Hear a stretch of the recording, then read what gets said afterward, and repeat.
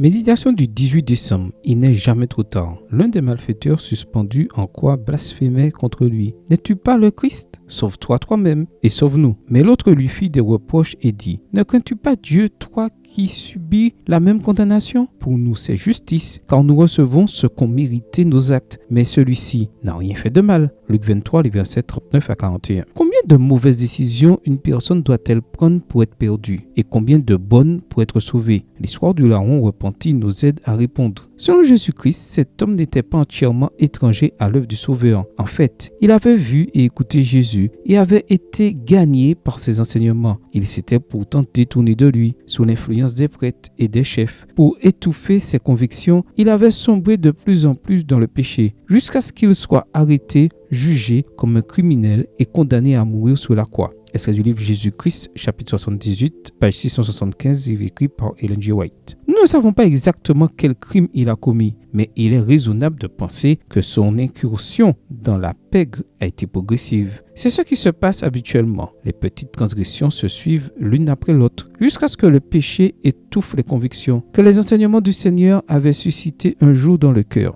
Finalement, le bras long de la justice l'avait rattrapé et maintenant, il payait pour ses mauvaises décisions. Cependant, il n'aurait jamais pensé que tout n'était pas perdu pour lui. Il n'imaginait pas qu'il serait crucifié à côté de celui qui, par ses paroles, avait un jour touché son cœur. Il imaginait encore moins que ses sentiments n'étaient pas morts. Ils avaient seulement été étouffés. Quand l'autre malfaiteur insulte Jésus, il le défend. « Ne crains-tu pas Dieu ?» lui demande-t-il. Un criminel condamné faisant appel à la crainte de Dieu. Mais il n'a pas encore terminé. « Toi et moi méritons ce châtiment, ajoute-t-il. Mais lui, il est innocent. » Qui peut parler de Jésus en ces termes sans que l'Esprit Saint n'agisse dans son cœur? En ce Jésus meurtri, attaché à la croix, objet de moquerie, il reconnaissait l'agneau de Dieu qui ôte le péché du monde, dit Jésus-Christ. Toujours extrait du livre Jésus-Christ à la page 676, écrit par Ellen G. White. Et il dit à Jésus: Souviens-toi de moi quand tu viendras pour être quoi? Verset 42, Bible en français courant. Intéressant. Tandis que d'autres se moquaient de Jésus, il le considéra comme roi. Combien de mauvaises décisions le larron repenti a-t-il prises durant sa vie? Certainement beaucoup.